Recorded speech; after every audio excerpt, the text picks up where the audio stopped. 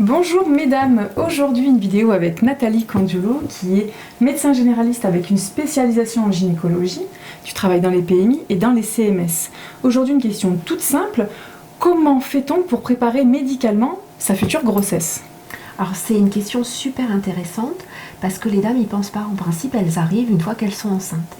Et moi, je leur propose, quand elles commencent à envisager d'arrêter leur contraception, qu'on prépare. Alors, on peut déjà préparer avec la prise de sang pour regarder la toxo, la rubéole, l'électrophorèse, le CMV. C'est des choses où on va pouvoir vous donner des conseils pour essayer de ne pas les attraper ou de voir si vous êtes déjà protégé et qu'on n'a pas à s'en occuper.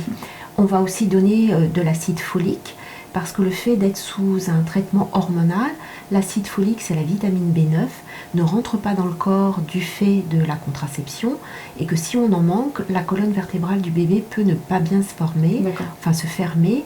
La boîte crânienne aussi, on parle de spina bifida, c'est dans 3% des cas et pourquoi pas en prendre puisque déjà on évite cette malformation-là.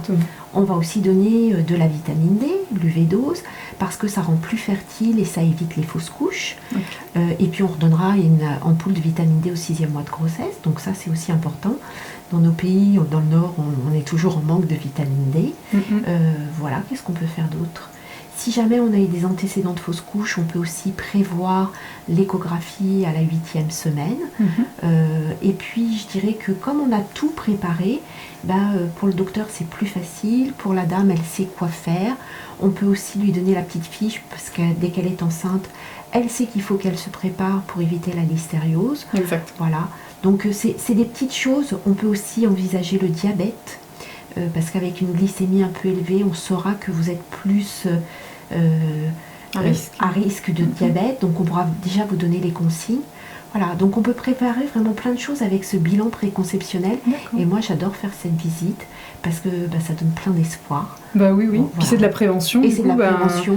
Ça permet à la dame de savoir, de faire les choses qu'il faut en amont s'il y a justement un petit souci médical pour optimiser cette grossesse, cette future grossesse. Et c'est génial. Merci beaucoup Nathalie. Merci à vous de nous avoir écoutés. On vous dit à bientôt. Au revoir. Au revoir.